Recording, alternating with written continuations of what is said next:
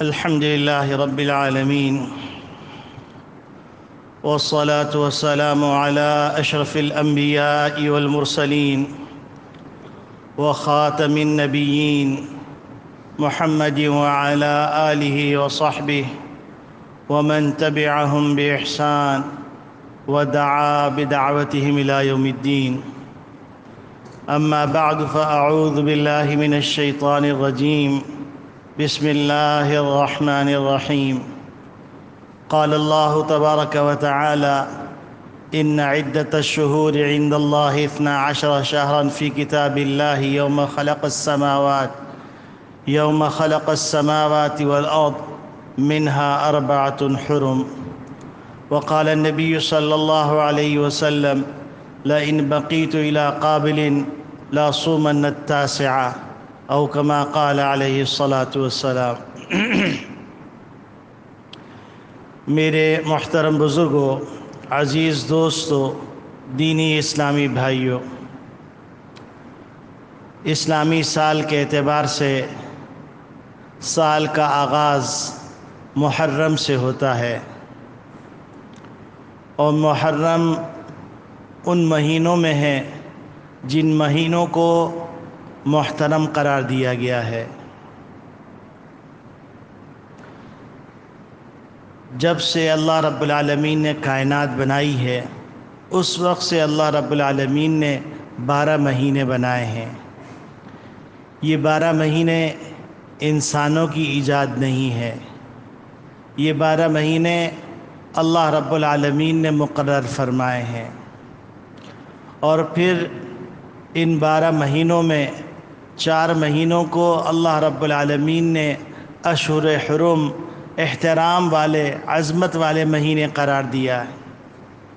وہ 4 مہینے ذوالقعدہ، ذوالحجہ، محرم اور رجب کا مہینہ ہے. یہ 4 مہینے اللہ رب العالمین نے روز اول سے قابل احترام قرار دیے ہیں. ان کے قابل احترام ہونے کی وجہ تلاش کرنے کی ضرورت نہیں ہے، کیونکہ فعال لما یرید، اللہ رب العالمین جو چاہتے ہیں کرتے ہیں. لا یسأل عما یفعل وہم یسألون. اللہ سے پوچھا نہیں جا سکتا کہ اللہ آپ نے یہ کیوں کیا. ہاں، اللہ بندوں سے پوچھ سکتے ہیں کہ تم نے یہ کیوں کیا. جب اللہ رب العالمین نے ان کو قابل احترام قرار دے دیا، عظمت والا قرار دے دیا، تو اب ہم کو اس میں چوں چکار کرنے کی ضرورت نہیں ہے. ہاں، یہ غور کرنے کی ضرورت ہے، یہ قابل احترام ہونے کا مطلب کیا ہے، قابل احترام ہونے کا مقصد کیا ہے. دیکھیے، حضرت آدم علیہ السلام سے لے کر حضور اکرم صلی اللہ علیہ وسلم تک تمام نبیوں میں اور تمام شریعتوں میں یہ 4 مہینے قابل احترام تھے اور ہیں اور رہیں گے. بس فرق اتنا ہے کہ نبی کریم صلی اللہ علیہ وسلم کے زمانے میں ان 4 مہینوں میں جہاد کی اجازت دی گئی ہے. باقی پچھلی شریعتوں میں ان 4 مہینوں میں جہاد کی اجازت نہیں تھی. قابل احترام ہونے کا مطلب یہ ہے کہ ان مہینوں میں جو اعمال کیے جائیں گے وہ اعمال قابل احترام ہوں گے، عظمت والے اعمال ہوں گے. اس میں جتنی نیکیاں کی جائیں گی اس کا ثمرہ بقیہ 8 مہینوں میں ظاہر ہوگا. کہ اگر ان مہینوں میں نوافل کا اہتمام کیا، ان مہینوں میں تلاوت کا اہتمام کیا، ان مہینوں میں ذکر و اذکار کا اہتمام کیا، ان مہینوں میں گناہوں سے بچنے کا اہتمام کیا، تو اللہ رب العالمین بقیہ 8 مہینوں میں توفیق عطا فرمائیں گے نیک اعمال کرنے کی. قابل احترام ہونے کا مطلب یہ ہے. قابل احترام ہونے کا مطلب یہ ہے کہ اس میں اعمال کا وزن بڑھ جاتا ہے. جیسے آپ ایک گھر میں نماز پڑھیں اور ایک مسجد میں نماز پڑھیں، دونوں کے اجر و ثواب میں فرق آ جائے گا. پھر آپ جامع مسجد میں نماز پڑھیں، پھر آپ حرمین شریفین میں نماز پڑھیں، آپ بیت المقدس میں نماز پڑھیں، تو اجر و ثواب میں فرق آ جائے گا۔ تو اسی طریقے سے زمان اور مکان کے اعتبار سے اعمال کی قدر و منزلت بڑھتی گھٹتی رہتی ہے۔ تو ان 4 مہینوں میں اعمال کی قدر و منزلت بڑھ گئی ہے، تو ہمیں اہتمام کرنا ہے کہ ان 4 مہینوں میں ہم اچھے سے اچھے اعمال کر لیں۔ اب اچھے اعمال کرنے کے لیے کوئی یہ ضروری نہیں ہے کہ آپ اپنی طاقت سے زیادہ، اپنی بساط سے زیادہ کچھ کریں۔ اچھے اعمال کرنے کا مطلب یہ ہے کہ آپ روزمرہ زندگی میں جو اعمال کرتے تھے اس میں کچھ اضافہ کر لیں اور اہتمام اور دوام کے ساتھ کر لیں، کیونکہ نبی کریم صلی اللہ علیہ وسلم فرمایا احب الاعمال الی اللہ ادومها وان قل، اللہ کے نزدیک محبوب ترین اعمال میں سے عمل یہ ہے کہ انسان دوام کے ساتھ، پابندی کے ساتھ وہ عمل کرے اگرچہ تھوڑا ہو۔ اب ایک رات میں آپ نے پوری قرآن شریف کی تلاوت کر لی، دوسری رات میں آپ نے قرآن شریف کھول کے نہیں دیکھا، تو یہ پسندیدہ عمل نہیں۔ گو کہ ثواب ملے گا، اجر ملے گا، لیکن پسندیدہ عمل یہ ہے کہ آپ روزانہ ایک پارہ پڑھ لیں، روزانہ قرآن کریم کی تلاوت کر لیں۔ تو ایک طرف تو ان کے قابل احترام ہونے کا مطلب یہ ہے کہ اعمال کی قدر و منزلت بڑھ جاتی ہے، دوسری طرف باعث تشویش بات یہ ہے کہ جو جگہیں، جو مکان، جو زمان قابل احترام ہوتا ہے تو اس زمان کے اندر گناہ کا مقام بھی بہت بڑھ جاتا ہے۔ مطلب ایک گناہ آپ بازار میں کر رہے ہیں تو گناہ ہے، اس گناہ کا جو وبال ہے اور جو عذاب ہے وہ تو ملنا ہے، لیکن وہی گناہ آپ جو ہے مسجد کے اندر کر رہے ہیں تو مسجد کے مقام کی وجہ سے وہ گناہ زیادہ شنیع ہو جائے گا، زیادہ گھناؤنا ہو جائے گا۔ اور وہی گناہ آپ حرمین شریفین میں کر رہے ہیں، وہی گناہ آپ رمضان مبارک میں کر رہے ہیں، وہی گناہ آپ ایام حج میں کر رہے ہیں، تو زمان اور مکان کے اعتبار سے گناہ کا مقام بھی بڑھ جاتا ہے، یعنی اس کی شناعت، اس کا گھناؤنا پن وہ بڑھ جاتا ہے۔ تو میرے عزیز دوستو بھائیو، یہ 4 مہینے جہاں قابل احترام ہیں، عظمت والے مہینے، وہاں پر یہ 4 مہینے ڈرنے والے مہینے بھی ہیں، اور ان 4 مہینوں میں گناہوں سے بچنے کی زیادہ ضرورت ہے، کیونکہ وہ گناہ جو کہ آپ بازار میں کر رہے تھے اس کی سزا کم ہے بنسبتاً اس گناہ کے جو آپ مسجد میں کر رہے ہیں۔ تو جو گناہ آپ 4 مہینوں کے علاوہ کر رہے تھے وہ گناہ آپ ان 4 مہینوں میں کریں گے تو اس کی شناعت، اس کا گھناؤنا پن بڑھ جائے گا۔ تو احترام کا مطلب یہ ہے۔ اب ان 4 مہینوں کے اندر بعض لوگوں نے کچھ غلط فہمیاں پیدا کر لیں، خصوصاً محرم کے بارے میں۔ محرم کو منحوس مہینہ قرار دیتے ہیں۔ یاد رکھیے گا کہ جس کو اللہ رب العالمین نے کائنات بناتے وقت قابل احترام قرار دیا، انسان کی کیا مجال کہ وہ اس کو منحوس قرار دے۔ تو اس مہینے کو منحوس قرار دینا یہ خود منحوس بات ہے، یہ منحوس خیال ہے، منحوس نظریہ ہے، یہ قابل احترام مہینہ ہے۔ بعض لوگوں نے محرم کا مطلب یہ سمجھا کہ محرم کا مطلب حرام، حالانکہ محرم یہاں پر احترام کے معنی میں ہے، محرم حرام کے معنی میں نہیں ہے۔ اور اگر 2 منٹ کے لیے بالفرض و تقدیر محال حرام کے معنی میں لے لیں تو مطلب یہ کہ اس کے اندر گناہ کرنا زیادہ حرام ہے۔ اور ویسے محرم یہ احترام کے معنی میں ہے کہ یہ مہینہ قابل احترام ہے، اس مہینے کا احترام کرنا ہے، اس مہینے کی قدر و منزلت سمجھنی ہے، اور یہ مہینہ ساری شریعتوں میں محترم ہے۔ حضرت آدم علیہ السلام ہو، حضرت نوح علیہ السلام ہو، حضرت شعیب علیہ السلام ہو، حضرت شیس علیہ السلام ہو، حضرت موسیٰ علیہ السلام ہو، حضرت عیسیٰ علیہ السلام ہو، حضرت ابراہیم علیہ السلام ہو، حضرت یحییٰ علیہ السلام ہو، حضرت زکریا علیہ السلام ہو، ہر نبی کے ہاں یہ قابل احترام مہینے ہیں، ہر شریعت کے اندر یہ قابل احترام مہینے ہیں۔ تو لہذا کسی آدمی کو اس غلط فہمی میں نہیں رہنا چاہیے کہ کسی وجہ سے، کسی عمل کی وجہ سے یہ مہینہ منحوس بن گیا، یہ غلط ہے۔ اس عقیدے کو بھی درست کر لینا چاہیے۔ اس کے بعد مرحلہ آتا ہے کہ اس مہینے کے اندر ایک دن ہے جس کو عاشورہ کا دن کہا جاتا ہے، 10واں دن، اور یہ 10واں دن قابل احترام ہے۔ اس کے بارے میں بہت ساری باتیں مشہور ہیں۔ کسی نے کہا قابل احترام عاشورہ اس لیے ہے کہ حضرت نوح علیہ السلام کی کشتی جدئی پہاڑ پر جو رکی تھی، اس وقت جو ان کو نجات ملی تھی وہ عاشورے کے دن تھا۔ کسی نے کہا کہ حضرت ابراہیم علیہ السلام کو آتش نمرود میں ڈالا گیا، جب آتش نمرود گل گلزار بن گئی تو وہ عاشورے کے دن تھا۔ کسی نے کہا کہ یہ قابل احترام اس لیے ہے کہ اس مہینے کے اندر حضرت آدم علیہ السلام کو خلافت سے سرفراز کر کے بھیجا گیا۔ کسی نے کیا کہا، کسی نے کیا کہا، کسی نے کیا کہا، یہ لیکن ساری باتیں ہیں، ان کے سند سے کوئی تعلق نہیں۔ ہاں ایک بات ہے جس کا صحیح سند سے تعلق ہے۔ وہ بات کیا ہے؟ وہ بات یہ ہے کہ نبی کریم صلی اللہ علیہ وسلم جب مدینہ طیبہ تشریف لائے، لما قدم النبی صلی اللہ علیہ وسلم المدینہ، آپ صلی اللہ علیہ وسلم مدینہ تشریف لائے، وجدہ صیاما عاشورہ، آپ نے یہودیوں کو پایا کہ وہ عاشورے کا روزہ رکھ رہے ہیں۔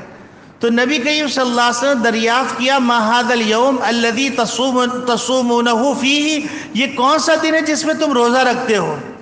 تو ان لوگوں نے کہا کہ انجى اللہ فیہ موسیٰ وقومہ وغرق فرعون وقومہ، یہ وہ دن ہے جس دن اللہ رب العالمین نے موسیٰ علیہ السلام کی قوم کو نجات عطا فرمائی، اور یہ وہ دن ہے جس دن کے اندر اللہ رب العالمین نے فرعون کو اور اس کے لشکر کو غرق کیا۔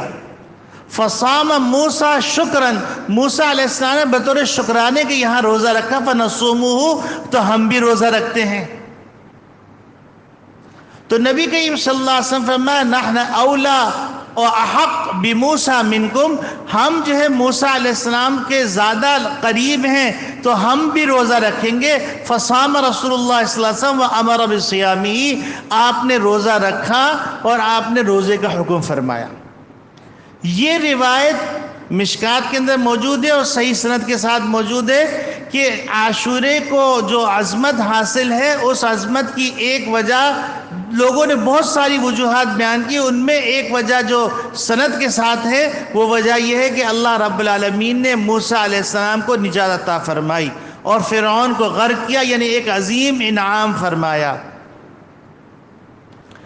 حدیث شریف میں آتا ہے کہ کان رسول اللہ صلی اللہ علیہ وسلم یأمرنا بصیام عاشورہ ویحثونہ ویتعاہدنا عندہ، کہ آپ صلی اللہ علیہ وسلم ہم کو عاشورے کے روزے کا حکم فرماتے تھے، ترغیب دیتے تھے، ابھارتے تھے، تاکید فرماتے تھے۔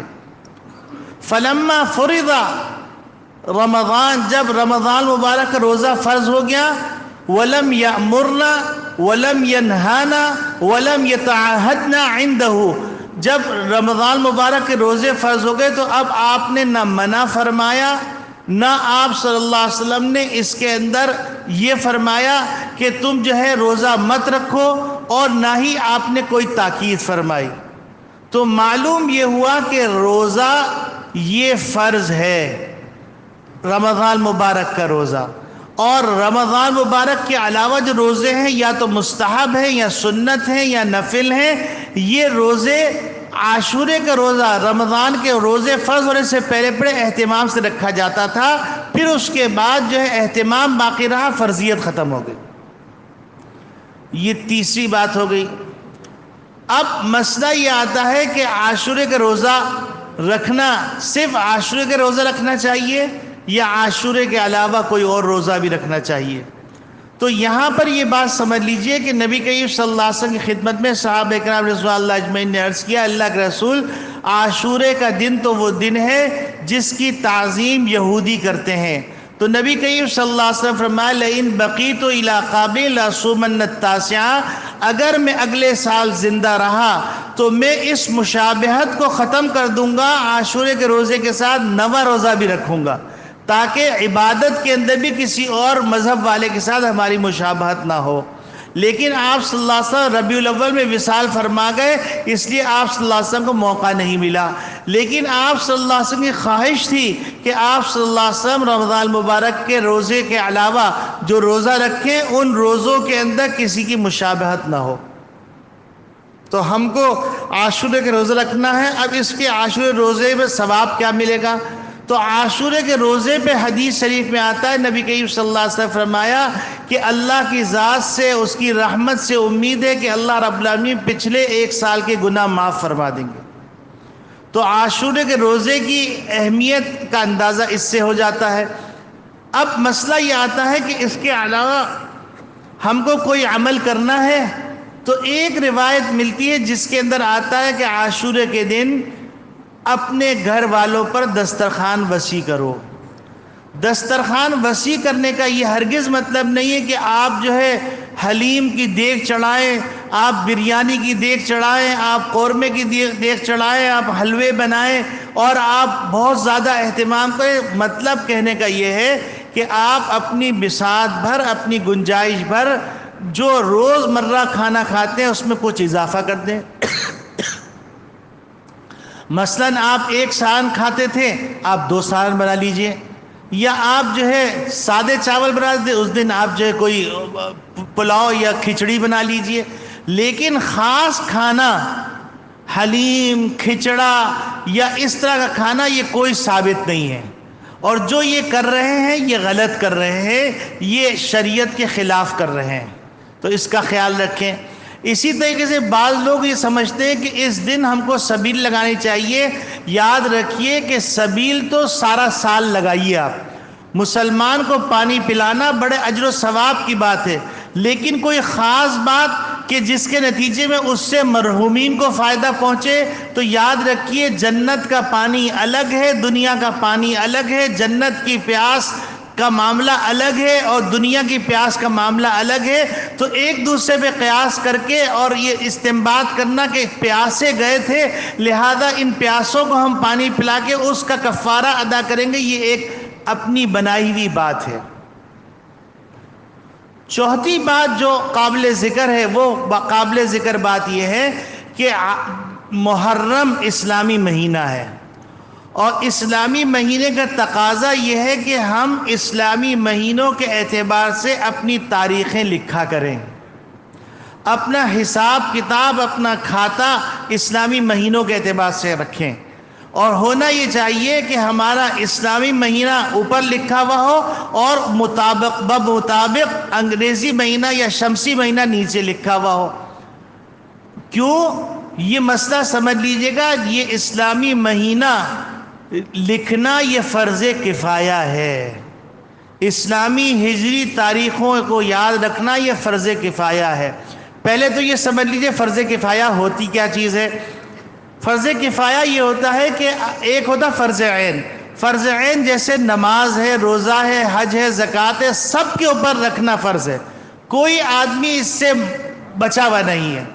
فرض کفایہ کا مطلب یہ ہوتا ہے کہ آپ نے نماز پڑھی، وہ نماز آپ نے مثال کے طور پہ جنازے کی نماز پڑھی، تو اگر سب لوگوں نے نماز پڑھ لی تو بہت اچھی بات ہے۔ اگر سب لوگ نہیں پڑھ سکے، کچھ لوگوں نے پڑھی کچھ نے نہیں پڑھی، تو فرض باقیوں سے ساقط ہو جائے گا۔ لیکن جن لوگوں نے پڑھی وہ زیادہ اجر و ثواب کے مستحق ہوں گے، جنہوں نے نہیں پڑھی ان کو اجر و ثواب نہیں ملے گا۔ تو فرض کفایہ کا مطلب یہ ہے کہ آپ اسلامی تاریخوں کا، ہجری تاریخوں کا اہتمام کریں، اور آپ ضرور بھی ضرور اپنے حساب کتاب کو، چاہے تنخواہوں کا حساب ہو، چاہے آپ کے کوئی لین دین کا حساب ہو، اس کو اسلامی تاریخ درج کر کے لکھا کریں، تاکہ یہ اسلامی تاریخ زندہ رہے۔ اسلامی تاریخ کا زندہ رہنا یہ فرض کفایہ ہے۔ تو آج سے ہم یہ نیت کر لیں کہ ہم ایک تو یہ 4 مہینے جو ہیں، ان 4 مہینوں میں گناہوں سے بچیں گے، سب کہہ دیں انشاءاللہ العزیز، اور یہ نیت کر لیں کہ ان 4 مہینوں میں انشاءاللہ ہم نیکیاں کچھ زیادہ کر لیں گے، کچھ زیادہ کر لیں گے۔ یہ نہیں کہتا ہوں کہ آپ پوری رات کھڑے ہو کے عبادت کریں، کچھ نیکیاں بڑھا لیں جو عام مہینوں میں نہیں کرتے تھے۔ پھر اسی طریقے سے یہ بھی نیت کر لیں کہ انشاءاللہ اللہ رب العالمین نے توفیق دی تو ہم عاشورے کا روزہ بھی رکھیں گے اور 9 محرم کا روزہ بھی رکھیں گے، یا 11 محرم کا روزہ رکھیں گے، یہ 2 روزے رکھیں گے، یہ بھی نیت کر لیں انشاءاللہ العزیز۔ اس کے ساتھ ساتھ یہ نیت کر لیں کہ ہم محرم کا مہینہ اس سے سال شروع ہو رہا ہے، تو اس سے ہم اپنی تاریخوں کا اندراج کر لیں گے، اور ان تاریخوں کو یاد رکھیں گے کہ آج محرم کی کون سی تاریخ ہے، سفر کی کون سی تاریخ ہے، ربیع الاول کی کون سی تاریخ ہے، ذی الحجہ کی کون سا۔ اچھا، ایک اور چیز یہ سمجھ لیجئے، اسلامی مہینوں کے نام بھی یاد رکھ لیں۔ یہ نہ ہو کہ آپ کو جنوری، فروری، مارچ، اپریل تو یاد ہو، لیکن محرم، سفر، ربیع الاول، ربیع الثانی، جمادی الاول، جمادی الثانی یہ نام ہی یاد نہ ہو، آپ کو پتہ ہی نہ ہو کہ ربیع الاول کب آیا کب گیا، محرم کب آیا کب گیا، سفر کب آیا کب گیا۔ یاد رکھیے یہ ساری باتیں شریعت سے متعلق ہیں، ان کا اہتمام کرنا ہماری بنیادی ذمہ داریوں میں شامل ہے، اور بنیادی ذمہ داریوں میں یہ بات بھی شامل ہے کہ ہم اپنے بچوں کو اسلامی مہینوں کے نام یاد کروائیں، اور اسلامی مہینوں کی جو خاص فضائل ہیں ان فضائل کو بھی بچوں کو بتائیں کہ اس مہینے کی یہ فضیلت ہے، اس مہینے کی یہ فضیلت ہے، اس مہینے کی یہ فضیلت ہے، اس مہینے میں یہ کرنا ہے، اس مہینے میں یہ کرنا ہے۔ بھلے وہ بچے اس وقت نہ کر سکیں، لیکن لاشعور کے اندر جب ان کے بات بیٹھ جائے گی تو ضرور بھی ضرور اس کا اثر ہوتا ہے۔ اب آپ حیران ہوں گے، کئی دفعہ ایسا بچوں کا واسطہ پڑا کہ کوئی چیز کسی نے دی تو بچہ پوچھ رہا ہے کہ دیکھیں بابا میں یہ کھا لوں، یہ حرام ہے یہ حلال ہے۔ اب اس کو یہ پتہ نہیں ہے کہ حرام حلال کس بنیاد پہ ہوتا ہے، لیکن ایک ٹافی اس کو دی، اور ٹافی بچے کی مرغوب غذا ہے، اور اس کے باوجود بچہ اس کو کھولنے سے پہلے، اپنے منہ میں ڈالنے سے پہلے اپنے والد سے پوچھتا ہے کہ بابا یہ حرام ہے یہ حلال ہے، میں اس کو کھا لوں یا نہ کھا لوں۔ یہ ان کے لاشعور کے اندر ماں باپ نے ڈالا کہ کچھ چیزیں حرام ہیں کچھ چیزیں حلال ہیں، تو اس کو یہ احساس ہے۔ آج بڑے بڑے آدمی بڑی بڑی حرام چیزیں ہڑپ کر کے کھا جاتے ہیں اور ان کو احساس بھی نہیں ہوتا۔ جیسے ایک یہودی نے کہا کہ تم لوگ بھی عجیب لوگ ہو کہ تم لوگ جو ہے بازار کے اندر حلال گوشت ڈھونڈتے رہتے ہو۔ یہ نہیں کہہ رہا ہوں کہ حلال گوشت ڈھونڈنا نہیں چاہیے، بالکل ڈھونڈنا چاہیے۔ وہ کہنے لگا کہ تم لوگ عجیب لوگ ہو، حلال گوشت ڈھونڈتے ہو اور حرام مال جمع کر کے حرام مال سے اپنا لباس، اپنی پوشاک، اپنے کھانے کا انتظام کرتے ہو، تم کو احساس بھی نہیں ہوتا کہ تم کس قدر ظلم و زیادتی کر رہے ہو۔ تو میرے عزیز دوستو بھائیو، اسلامی تعلیمات آسان بھی ہیں اور برکت والی بھی ہیں۔ ان تعلیمات کو ہمیں سیکھنا بھی ہے، سکھانا بھی ہے، اور اپنی نسلوں کی طرف منتقل بھی کرنا ہے۔ اب آپ دیکھیے کہ بچوں کے دماغ میں اگر آپ کوئی اچھی بات ڈال دیں گے تو وہ بچے ہمیشہ اس کو یاد رکھیں گے۔ جیسے میں بارہا یہ واقعہ سنا ہے کہ ایک بزرگ یورپ کے سفر پہ گئے تو وہاں پر انہوں نے کہا کہ میں نوجوان مسلمان بچوں سے ملنا چاہتا ہوں، تو بچے آئے تو کسی کی پتلون نیچے لٹک رہی ہے، کسی کے پتلون پھٹی ہوئی ہے، کوئی ہاتھ میں کڑے پہنا ہوا ہے، کوئی گلے میں زنجیریں ڈالا ہوا ہے، کوئی شراب کے نشے میں دھت ہے۔ کہنے لگے میں نے بچوں سے سوال شروع کیا، بیٹا تم کون ہو، تمہارا نام کیا ہے، تمہارا مذہب کیا ہے؟ تو بچے نشے کے عالم میں تھے، لیکن وہ کہہ رہے تھے کہ الحمدللہ میں مسلمان ہوں۔ تو کہنے لگے میں سوچنے لگا کہ یا اللہ یہ گناہ کے دلدل میں پھنسا ہوا ہے لیکن اپنے مسلمان ہونے کا احساس اس کو باقی ہے۔ تو پھر کہنے لگے مجھے خیال آیا کہ اصل میں اس نے اسلام اپنی ماں کی گود میں سیکھا تھا، تو وہ جو ماں کی گود سے علم حاصل کر کے آیا تھا وہ لحد تک نہیں جائے گا۔ تو اسی طریقے سے اگر ہم اپنے بچوں کے سامنے ان چیزوں کا مذاکرہ کرتے رہیں گے کہ بھائی دیکھو یہ 4 مہینے قابل احترام ہے، اچھا بچوں بتاؤ 4 مہینے قابل احترام کون کون سے ہیں؟ قابل احترام ہونے کا مطلب کیا ہے؟ محرم کا مطلب کیا ہے؟ محرم کا مطلب حرام ہے یا احترام ہے؟ کیا مطلب ہے؟ تو بنیادی طور پر ان کا تخیل صاف ہوتا جائے گا، وہ باتیں جو ماں کی گود میں سیکھا کرتے تھے وہ پھر سے ماں کی گود میں سیکھنے لگیں گے۔ اور آج بدقسمتی سے بڑے بڑے ہو گئے، بڈھے بڈھے ہو گئے، لیکن یہ باتیں معلوم نہیں ہیں، اور سنی سنائی باتوں کے اوپر سارا نظام چل رہا ہے۔ اب پڑوس میں جو ہے کھچڑا پک رہا ہے تو ہم بھی کھچڑا پکا رہے ہیں کہ بھائی جو شہدائے کربلا تھے وہ بھوکے پیاسے گئے تھے. یقیناً بہت بڑی عظیم قربانی ہے، اس کا کوئی انکار نہیں کر سکتا. ان کی عظمت کا، ان کی قدر و منزلت کا کوئی انکار کر ہی نہیں سکتا، وہ مومن ہی نہیں ہو سکتا. لیکن اس کی بنیاد پر کوئی نئی عبادت گڑھ لینا، اس کی بھی اجازت نہیں دی جا سکتی. اللہ رب العالمین ہمیں ان 4 باتوں پہ عمل کرنے کی توفیق عطا فرمائے، اور ہمیں رمضان مبارک کی جیسے ہم نے قدر کی، ان 4 مہینوں کی بھی قدر کریں. جس طریقے سے ہم نے ان کا اہتمام کیا تو 4 مہینے قابل احترام ہونے کا مطلب یہ ہے ان 4 مہینوں میں ہمیں اہتمام کرنا ہے. 2 مہینے تو گزر گئے، ذوالقعدہ بھی گزر گیا، ذوالحجہ بھی گزر گیا، محرم باقی ہے اور آگے جا کے رجب آئے گا. تو ان 4 مہینوں کا ہم کو احترام کرنا ہے، اور احترام کرنے کا مطلب ہے کہ نیکیاں اس میں اچھی طرح کرنی ہے اور گناہوں سے بچنا ہے. وآخر دعوانا ان الحمدللہ رب